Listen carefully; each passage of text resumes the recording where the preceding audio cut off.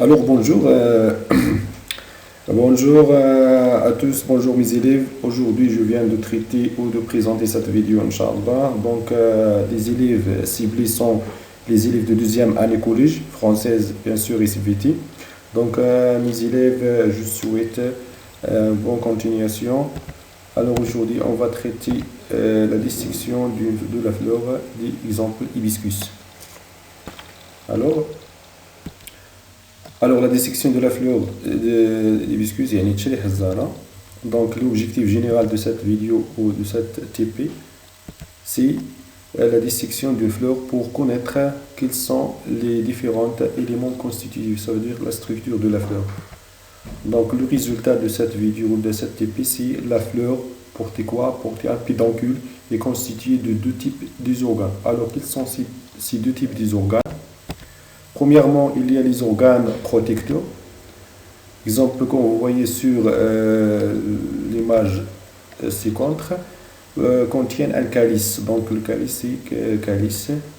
Donc c'est l'ensemble des sépales formés par les sépales. Donc 5 sépales formés quoi? Formés calice. Deuxième organe protecteur, c'est les pétales. Donc corolle, il s'appelle corolle, outwage, formé par les pétales. Donc on a ici 1, 2, 3, 4 pétales. 5 pétales par contre, pardon, 5 pétales formés, ce qu'on appelle corolle.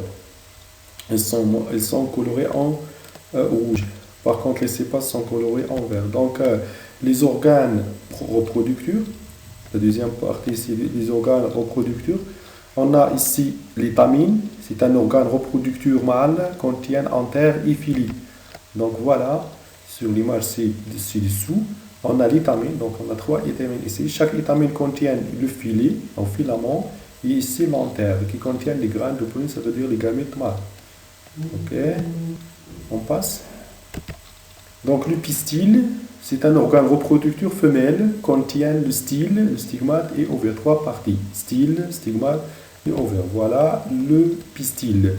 Donc le pistil, il contient le stigmate, deuxièmement le style, au tube le style, voilà le style, puis l'ovaire.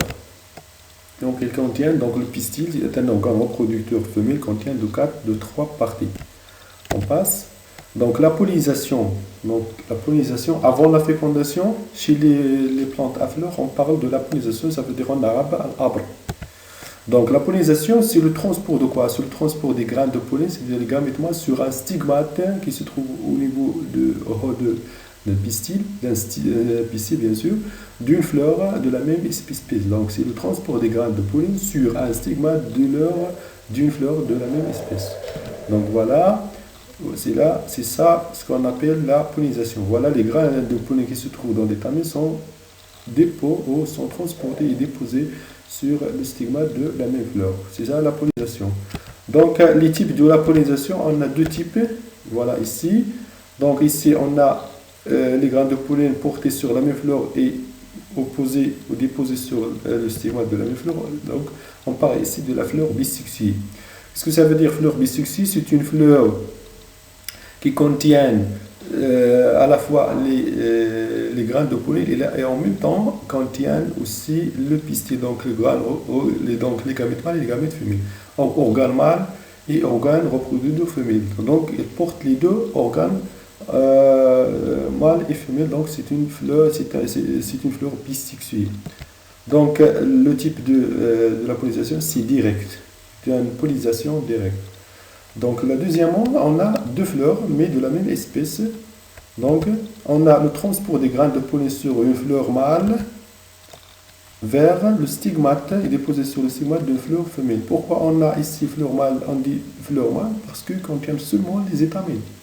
Ici fleur femelle parce que contient seulement des deux pistils. Donc on a deux types de la pollinisation. Bien.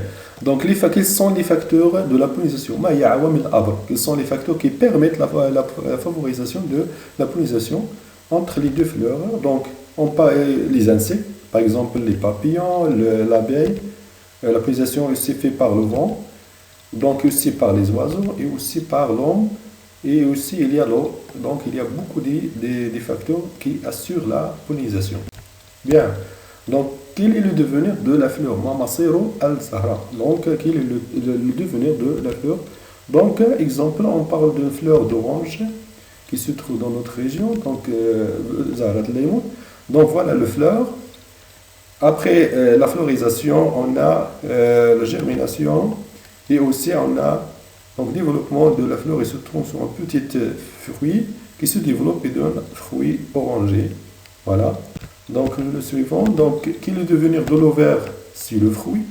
Tout ça devient de l'ovaire qui se transforme pour donner le fruit. Mais ici, on sait qu'il y a des petites graines. C'est l'origine des graines, de ces graines, c'est les ovules qui se trouvent dans l'ovaire.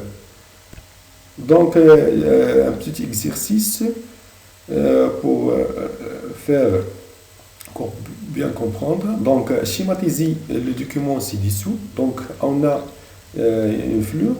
Vous pouvez mettre donc, chaque terme dans un cadre qui est correspondant. Donc, on a A, B, C, D, E, F. Donc, et on a ici 6 mots.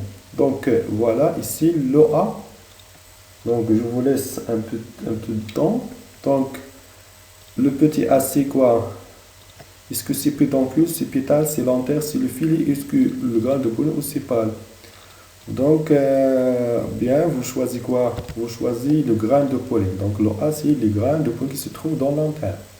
Le B, voilà, le B, c'est l'étamine. Donc, c'est ça, on appelle quoi? On appelle l'antenne. Et C, qui porte l'étamine, c'est le filet, bien sûr. Le D, c'est une feuille colorée qu'on appelle quoi?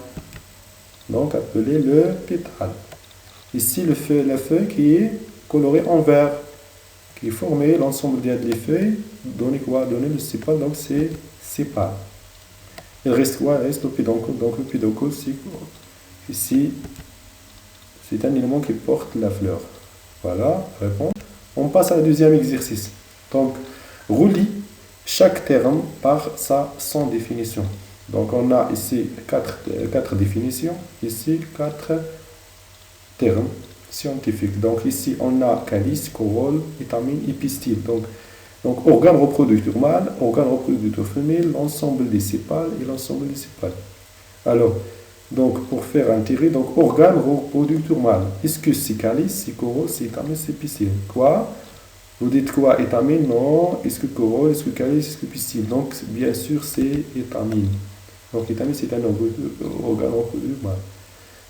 Qu'est-ce que ça veut dire organe reproducteur femelle? Est-ce que c'est calice, c'est corolle? Non. Est-ce que c'est pistil? Bien sûr, c'est le pistil. Donc, il reste l'ensemble des sépales qui forment un calice. Et l'ensemble des sépales forment quoi? Forment le corolle.